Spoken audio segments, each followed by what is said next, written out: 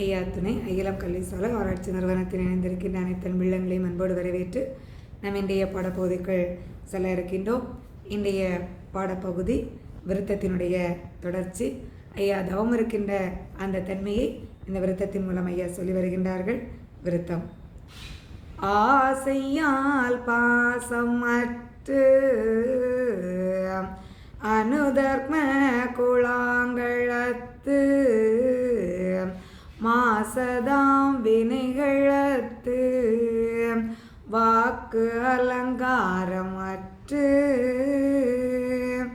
நேசமாம் கலிய அத்து நீநில தாசையத்து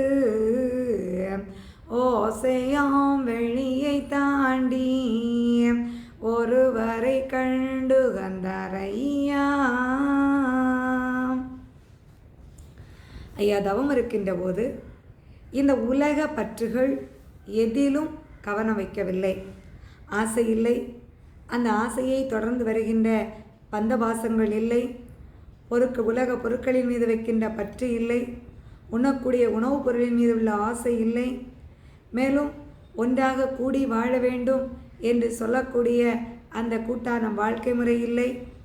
மேலும் மாசதாம் வினைகள், இதனால் ஆசை இல்லாத காரணத்தினால் அந்த ஆசையை தொடர்ந்து வரக்கூடிய அத்தனை கர்ம வினைகளும் இல்லாமல் அவையெல்லாமற்று நீநிலத்தாசையற்று இந்த உலகில் இருக்கக்கூடிய அத்தனை ஆசைகளையும், இந்த உலகில் இருக்கக்கூடிய சிற்றின்ப ஆசைகள் அத்தனையும் அத்து ஓசையாம் வெளியை தாண்டி, அதாவது இந்த பிரபஞ்சத்திற்கு அப்பார், இந்த பிரபஞ்சத்திற்குள் தான் இங்கே என்ன இருக்கின்றது?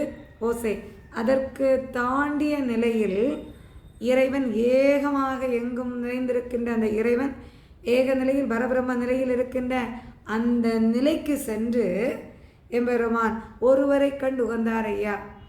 அந்த பரபிரம்ம நிலையில் இறைவனை கண்டுகொள்ளுகின்ற அந்த தகுதியை பெறுகின்ற போது அந்த பேரின்ப வாழ்வு எத்தகைய சிறப்புடையதாக இருக்கும் என்பதை இந்த தவத்தின் மூலம் ஐயா உணர்ந்து கொள்ளுகின்றார்கள், அதை கண்டு கொள்ளுகின்றார்கள், மனதிற்குள் அந்த சந்தோஷத்தை அனுபவிக்கின்றார்கள் என்பதை இந்த விருத்தத்தின் மூலம் ஐயா நமக்கு தெளிவுபடுத்துகின்றார்கள். ஐயா உண்டு.